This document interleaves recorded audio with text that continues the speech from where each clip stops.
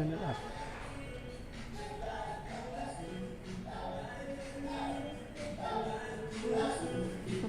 Are we ready? Are we going live, everybody?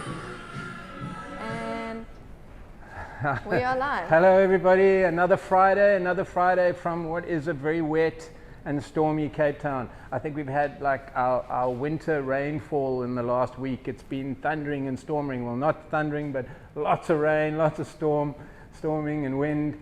But all good. We need water in our dams, so that's great news. So it's Friday, and today we're talking about the 3.1, the Gen 3.1 tent. And we're talking about the tent because I just felt like we launched it quite recently, but we didn't really get into the whole vibe about it and what it's all about in our normal chats.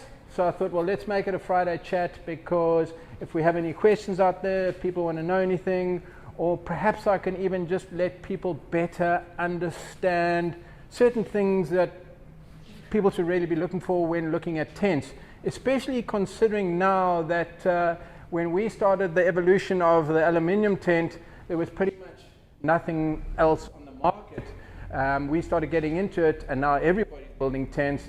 So I think it's important that people understand when they're looking at tents, that they understand what sort of things that they should be looking for in terms of quality and just features that make a good product or a better product or a great tent. So I thought, why not have a chat about the tent today? So a few things that I think you need to understand. Firstly is that obviously Alu-Cab's tents built from aluminium. And we did this because although there were tents already out in the marketplace, most of them were built in either some form of plastic or they were built in fiberglass. And as we know, although there's nothing wrong with fiberglass, it really isn't as strong as a good aluminium tent, and they don't take knocks well, and they can start to crack, and they're not really as easy to insulate and sort out as this, an aluminium tent, and it doesn't mount gear as well, doesn't carry gear as well. So those are all things that I think are pluses about an aluminium tent, that it's strong, although it's still light being aluminium, but most importantly, it allows us to kind of replace, should you put it on the roof, you can then still use the tent itself as another platform to work from. So it gives you a little bit of an option to still load gear onto the roof of the tent, because obviously putting a tent on your roof is a major sacrifice of space, because often that's one of your major carry areas or platforms that you would carry extra gear. So to still be able to use the roof of the tent is essential.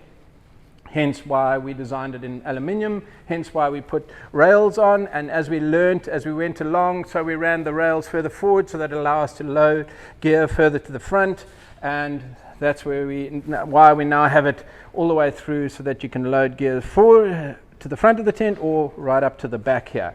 As you can see on our tent here, we've put a solar panel on the roof. We've got some load bars on which if we wanted to put a bike or a kayak we could do so. But also most importantly, and it's something that people don't necessarily notice so often, and a lot of other people are unfortunately making the horrible mistake of fitting their lifters, their gas lifts, their shock assisters on the outside of the tent. And we don't do this, and there's a very valid reason why we don't like the idea of this. Firstly, when you start to fit shocks along the outside of your tent, you're sacrificing the opportunity to make use of this area as easily to fit gear. So whether it be that you're running awnings and the likes on the outside, you now have to try and work around the gas lifts. That's problem number one. Problem number two, should you be using the tent around the coast a lot, or it spends a lot of time outside, which most tents do, they are outside most of the time, those shocks are then susceptible to rusting. Shafts in the shocks will then rust, and when the shafts start to rust, they break the seal on the shock, and then they leak, so they stop working properly, and that is a major problem. Therefore, in order to overcome that, you then have to go and put in something like a stainless steel shock, which most people don't do.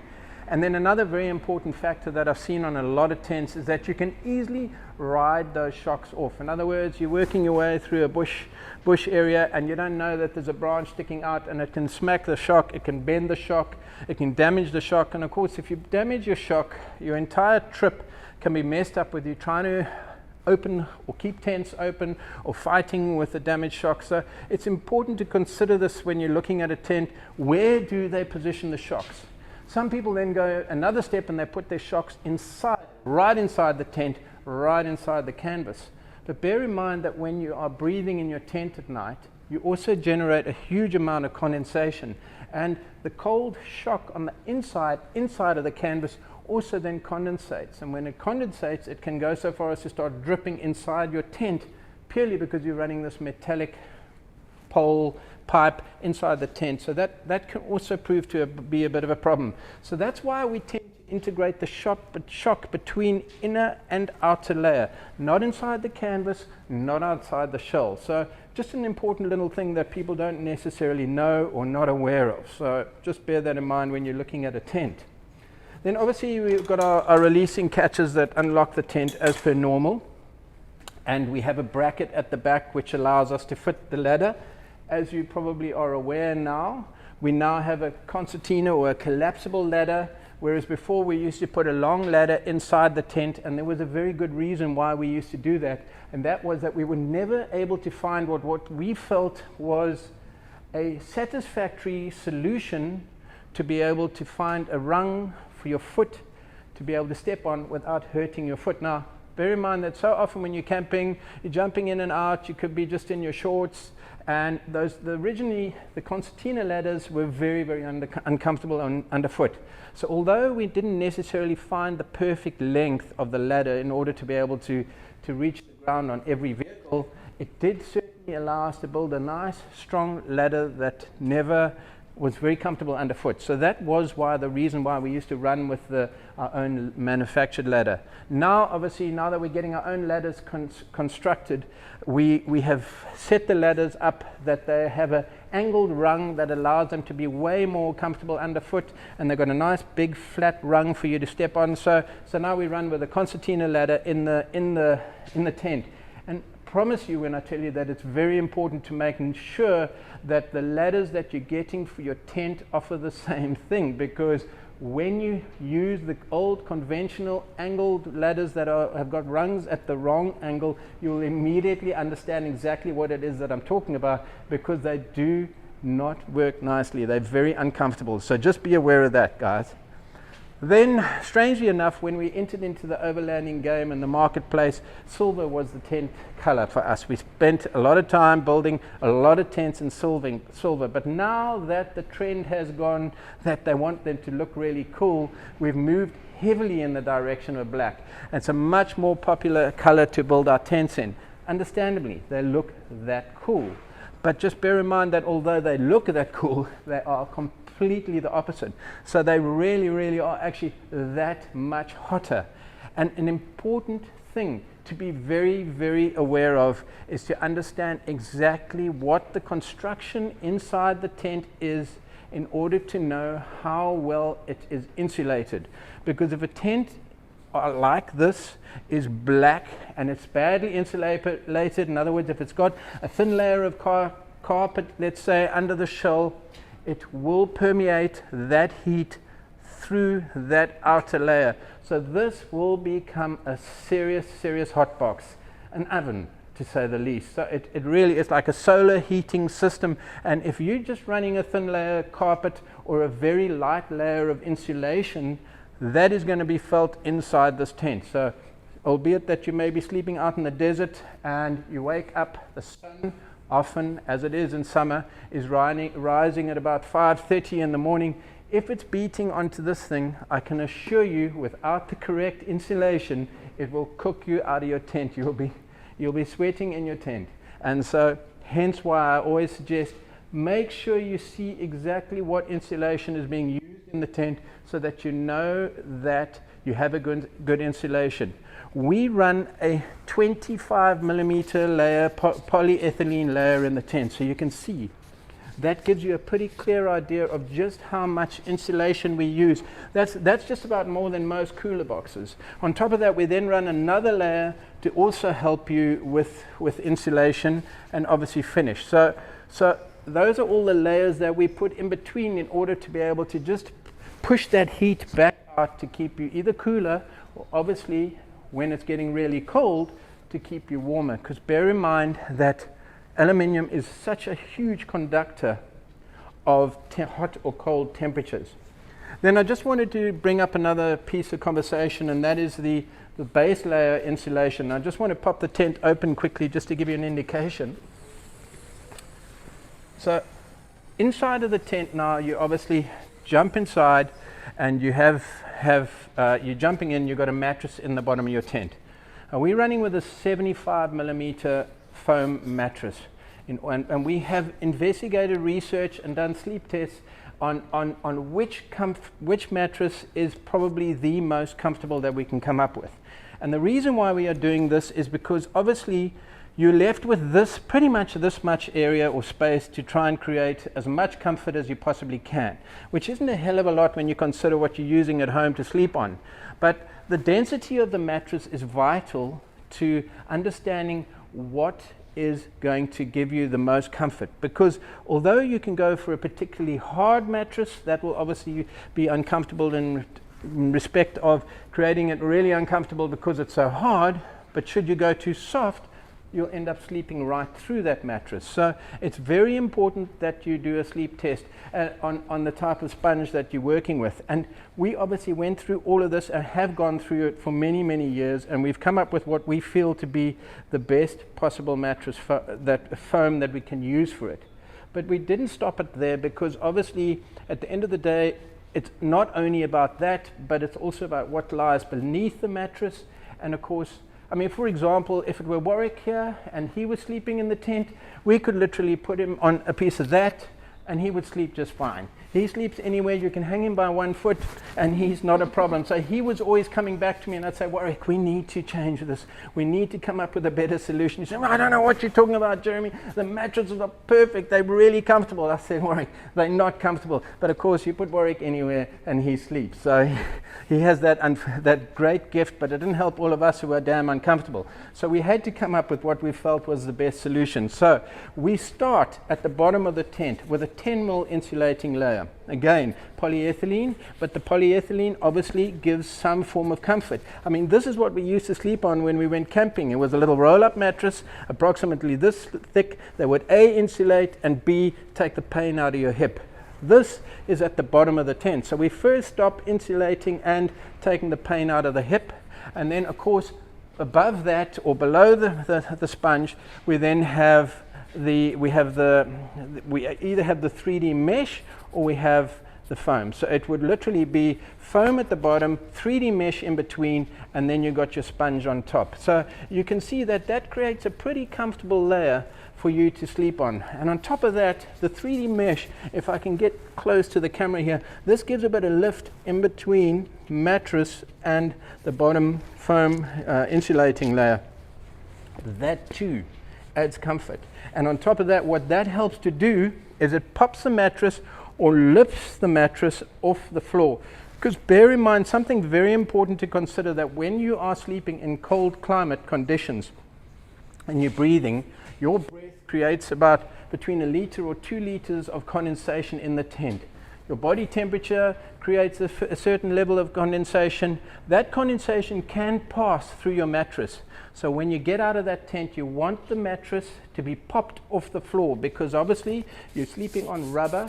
You could create a whole lot of condensation below your mattress. So this pops that up to help with condensation. And please, people, understand this, that no matter what you do, how hard you try, you're going to get a certain amount of condensation buildup in a tent. It is scientifically impossible not to do that unless we open everything up, you freeze to death, but you have everything insulated. But if you're closing yourself into a tent to keep yourself warm, there will be a certain level of condensation built up in there. You cannot avoid it, especially if you breathe. Perhaps if you died off quietly in the night and you stop breathing, then yes, you probably avoid condensation. But unfortunately, while you're in the tent, breathing away, trying to stay warm, and it's icy cold on the outside, you may know that you build up condensation. So should you have done a nice trip in a cold climatic conditions, you need to consider that at some or other stage, when you get home, undo your clips, pop your tent open, and let it breathe. Let it just dry out a little bit. Let it just kill some of the moisture that may have built up over that trip or on a cold night. It does need to have it done. It's just common science. Although we do offer and have added a vent at the top that you can open to allow a little bit more breathing out of the top of the tent, bearing in mind obviously that hot air rises, so it will allow that to lift through the top. But again, that is going to make it a little bit cooler, but it still helps to minimize the condensation. So bear in mind that it's worth using that. Then I just wanted to bring up another couple of the features that we've added to the 3.1. One of them is the zip away fly sheet. So the fly sheet, as you know, we have a fly sheet that comes off here and you pop it up with spring poles, and that gives you some added shelter over the back entry door. Now, why is this great? It's just on those stormy nights, stormy days where you want to keep the window open because it's not too cold, the weathers are cool, but the rain's pumping down and you love to lie in bed and watch the rain falling. This will help you prevent the rain from coming in the door while you keep the door open to get some airflow, but it doesn't let you get wet on the inside. So that is awesome. But I got to tell you that we discovered that we're so seldom using the fly sheet because often enough we're camping in good weather, but it's always been a bit of a pain in the neck or in the butt to clip the spring poles in and put the fly sheet up. It was the one job that you have to do every time, and yet 90% of the time you didn't need to do it. So although our tents were incredibly quick to put up, there was always that slowdown period where you had to put the spring poles in, and so often I saw people never bothering to put them in and not using, and this flaps around, but you got to do something with it to stop it from flapping around. Well, we solved that problem. We made it that you velcro the fly sheets up, so you roll them to the top of the tent, velcro them up there, and it's out of the way. And in the rare occasion that you could be camping in the rain, then you can just roll it down, pop your spring poles in, and you've got the covered entrance to the tent. So that's a fantastic little add-on feature that I think more people than we realize are going to benefit from the change in the design, purely because it's a real hassle saver, as I like to call it. And obviously thrown in with the tent, we have the side window covering for, again, if you wanted to have side access, because you have all-round access into this tent. If you choose to make it a left side or a right side, depending on where you put the awning, then you would put the side rain cover on, pop that out, and that can cover your side entry for when you need it. So very convenient, very useful. Then obviously, again, other features about the tent is that we have awning mounts, so you can attach the brackets to the tent. The tent's designed to fit our tent. Then out, so obviously you load the tent onto the roof or whatever vehicle you may choose to load it to, and we have nice firm brackets that attach specifically to the Gen 3 tent. So you can get brackets that will adapt to various roof racks, but specifically for this tent we have a bracket. And bear in mind that the shadow awning, that it is a big wing sail, and it puts whatever you're mounting under a lot of pressure. So it's vitally important that you take a strong mount, and this is one of the beauties of being able to fit the Gen 3. The combo of the awning with the tent works so well. If you take the one, I always suggest you take the other, because the two features are the features that you really will always use and get so much use out of when you're traveling and camping in the bush. Brilliant little feature to be able to attach either your awning, or around the other side you can fit the shower cube, so that also attaches to it, or you may want to move your ladder mount, or you've got cargo tracks that run all the way around. My photographer's a bit slow, sorry. Cargo tracks that mount all the way around, so you can fit those on, and as I say, shower cube then can go up front, left or right, you choose along the way. Simple, easy mounts that go onto it. Then if you just speed up back this way, please, Jana. We have another little added feature that we're offering in the market at the moment, and that is just a little added handle. Seems like a silly little thing, but depending on where you having to fit your tent, and whether you have a nice tailgate to stand on, or if you have a nice step at the back of your truck, it's just nice to have another manner in which you can grab onto your tent in order to open the tent. So there's a little handle that we offer that clips into our ladder mount, and what that does, or allows you to do, is it gives you a place to grip the back of the tent so that you've got some form of leverage or strength to be able to hold yourself close to the tent, and then with the other hand you would just push the tent up. So it's just a little thing that we offer if people are looking for it. We can't believe how often this works so nicely to have a nice grab on point. So we added this to our features of just if you're looking for a little extra add-on, you can get a little grab handle from us and we can help you with that access into the tent. Then in terms of little features in the doors nowadays that weren't in the previous models, we have a one zip cover, one zip entry door. So one zip will open the entire door. You don't have to open fly sheet with one side and then the door on the other side. It's one zip can open the one door, and of course inside of the door there's another zip to open, so you can therefore also open the actual, how would you call it, the cover, the door covers. So you've just still got the midgie net which keeps out all the fine bugs, while at the same time you can then close this off should the weather get really bad, or if you want more privacy you zip that on. But if you're just keeping that closed, then it's one zip to open the doors up, and it's nice and easy to get in and out of the tent. Then we got a light in the roof as per normal. Sorry, I'm getting tired here. We've got a light in the roof as per normal, and the light switch is set down on the sides, people. And the reason why, and this is a very, very important thing, is that the light switch being on the side has stopped many a battle in my relationship, because especially in the days when we used to tuck into our sleeping bags, it was, no, you turn off that light. No, you turn off that light. No, you turn off. So now you don't have to fight to stand up to turn off the light, which is pretty much, when you think, you don't realize it, but when you're sitting or lying in the tent, it's actually out of reach. You've got to stand up to get it. And the simplest of thing becomes a little bit of a family feud. So of course I generally lost the battle, so I decided it's time to install a light switch down below, which allows me to be able to turn the light on and off from in my bed, next to the bed, and then you've got a dual color light that's set up in the top of the tent that you can pop the light on when you need it. Up top here, as per normal, we've got the USB chargers, the cigarette jacks that allow you to be able to charge the phones and the likes while you're in there. As you know, able to show it. You can show it, but it is on the website. It's pretty much, you can get in there, have a look. Have you lost what? Nope. Okay, no, so that's other gear that's still been plugged in and charging in here. Okay, so it's up front under here. I don't think you got enough light in there now, Jana, to see that. Maybe wait, there we go. Oh, it's very tight to see. We got it. But there it is. okay, all right, cool, well done. Okay, so then another important feature, guys, is the bedding in place. So we have, and I'm trying to think, can you remember the measurement of what we've got in terms of space inside of the tent when the tent is closed? 120 millimeters. 120 millimeters, which I've got no idea what that is in inches, divided by 2.5, I think it is. Yeah. So you've got about 120 mils. So I'm going to hazard a guess, but that's about that much. But as you can see, 2 pillows, duvet, you can actually still throw in a bit of extra gear, some clothing if you need to.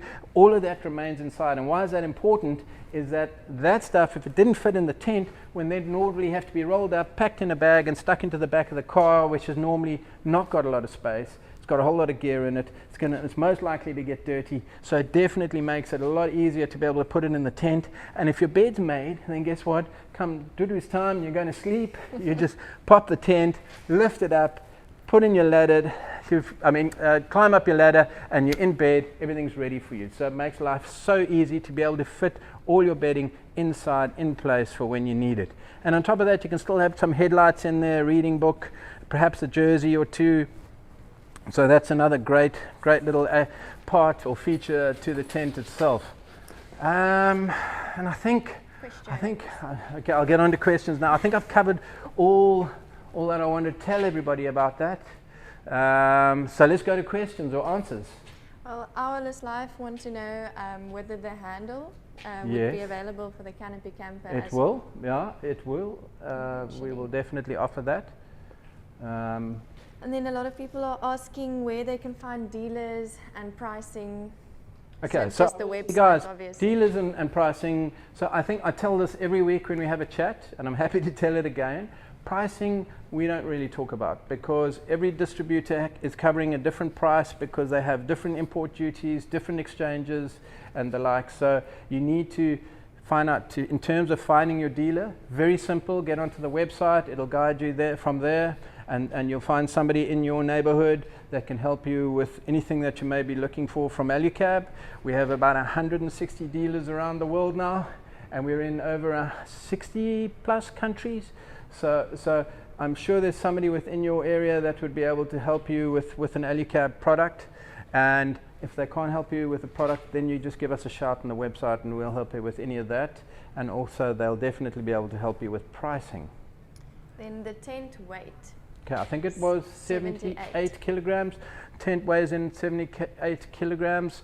Don't know what that is in pounds, you'll have to convert, but again, all on the website. And then can you show the handle again? Yes, I certainly can. Closer. Perhaps it's easier for you. So it's what it is partially part of the ladder bracket, so a similar bracket to the ladder bracket, but we just bolted the same handle that goes into the tent onto it and locks in similarly to the ladder itself.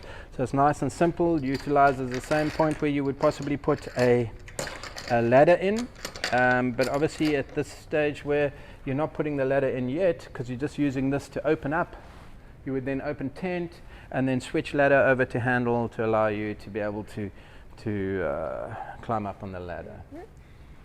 So you did mention it, but somebody's asking, was there any change in the canvas?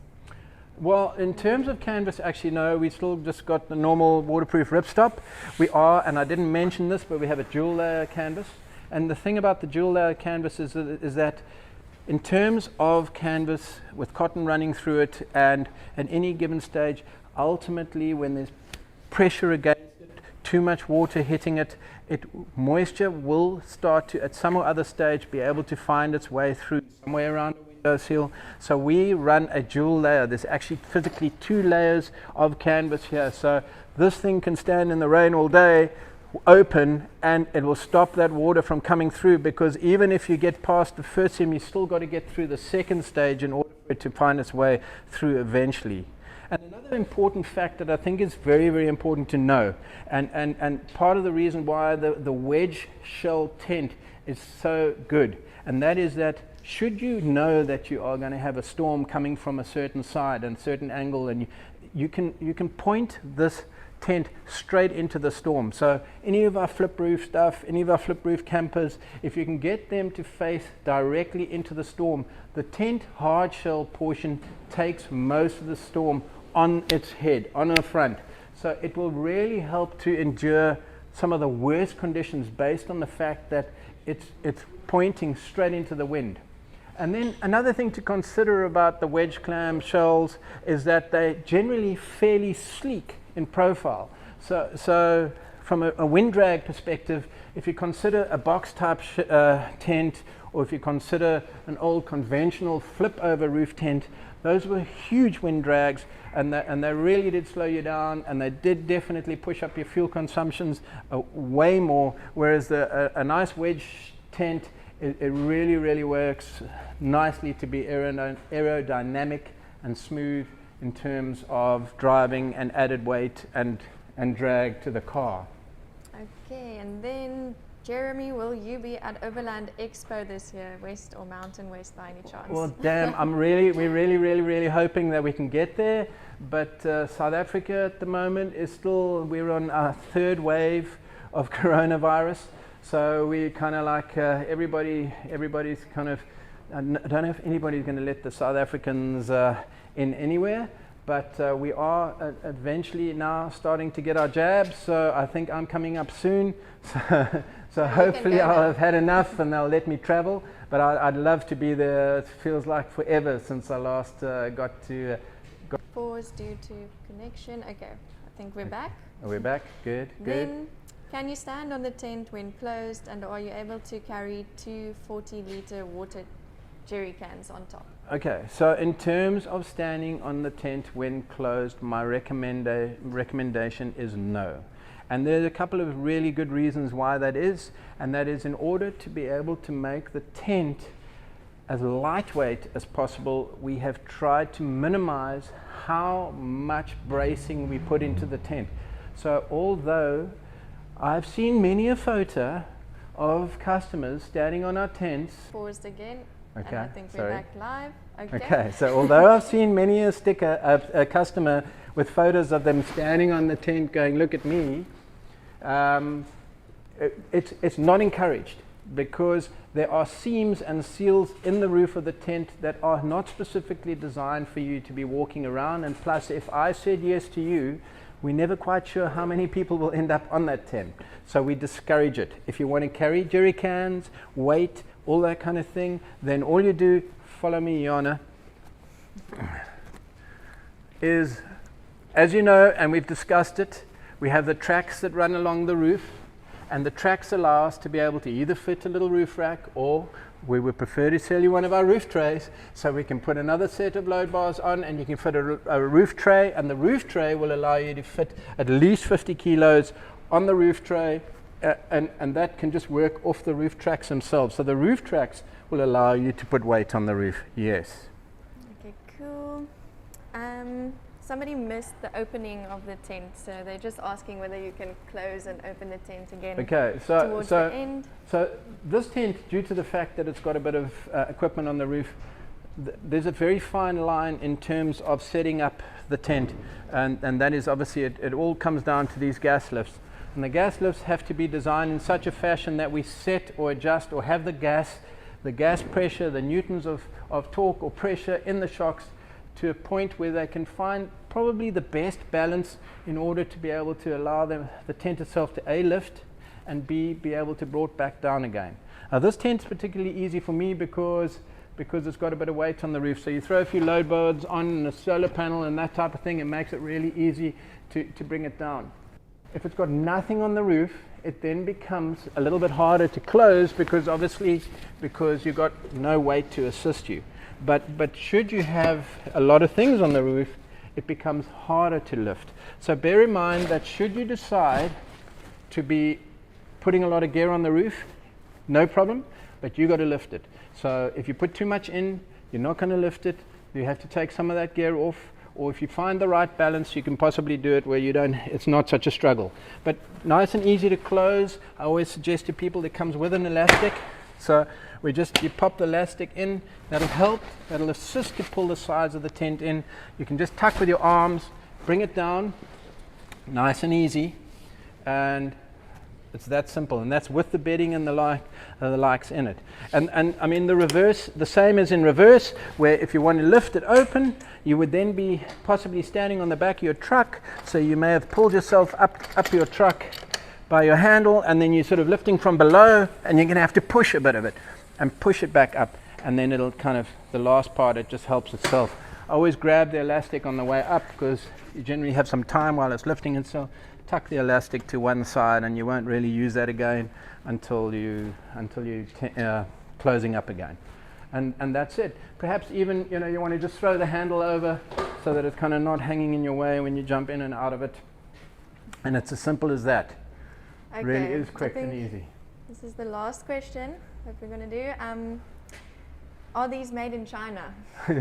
Don't be ridiculous. This is the beauty about Alu-Cab, is that we hand make everything we build. So we're not automated. We're made by people, real people. South Africa, down in Cape Town, we have, I think, 420 staff helping us build stuff here. So this is a real factory. One of these days we're going to take you on a factory walk and show you just how we build all our gear. But no, there's nothing that's made in China here, other than I think we have to bring in one or two parts that we unfortunately put into our gear.